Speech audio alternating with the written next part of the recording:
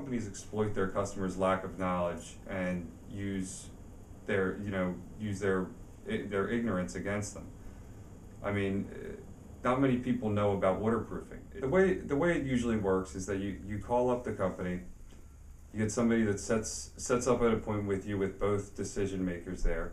And the reason they want both decision makers there is because they want you to be able to make a decision. They don't want you to be able to say, oh, I want to talk to my husband, or I want to talk to my wife, or I want to talk to my father.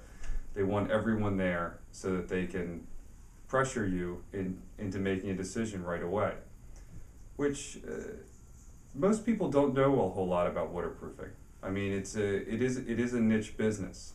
So, they give you a lot of information, and in good faith, it's very difficult to make a big decision like that. You know, if you're doing a full basement, you know, you can be talking anywhere from $5,000 to $10,000. I mean, even more depending on the size of it. So, yeah, I mean, having someone have you make a decision immediately right there after talking to you for 2 hours, and usually the way the process goes is this: they come in, they scare you about something, either mold or your foundation.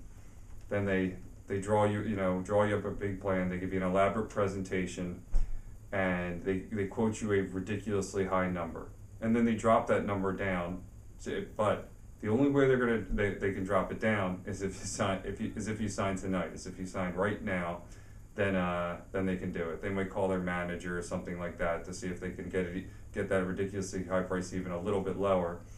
But the problem is that the price, even the new low price, is still $3,000 to $4,000 above what is fair, and that's kind of leads us into where we talk about the sales compensation, because the way they pay their salesmen, the way they incentivize them, actually promotes dishonesty.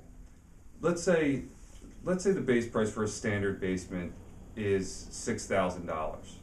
Now, if the salesman sells it to you for $6,000, usually they'll make 10%, which is $600 on that. But the way they compensate them is anything on top of that $6,000, which is their base price, they'll pay them a 30 to 50%.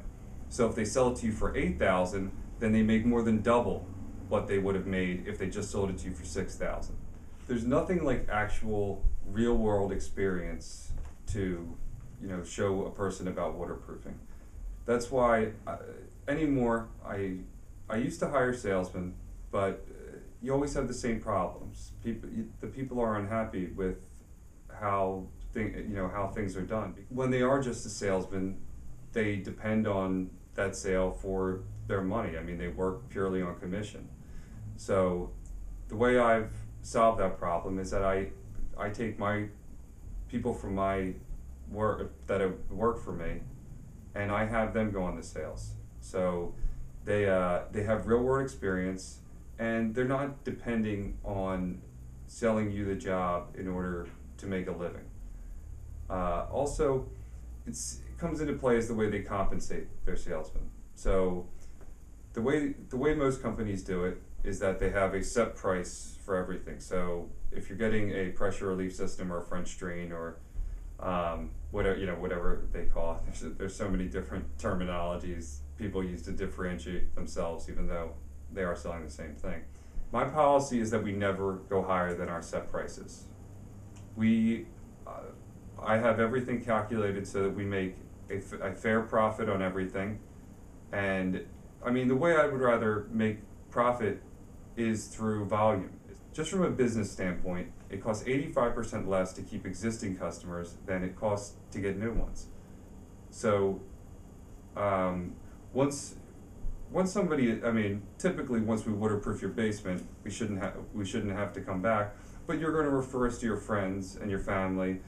I mean, anyone who sat there and put you through the ringer in order to get you to sign and get you to do the job, you're probably not going to want to tell your aunt or your or your best friend about in order to get them in, because then obviously they're going to have to go through the same process.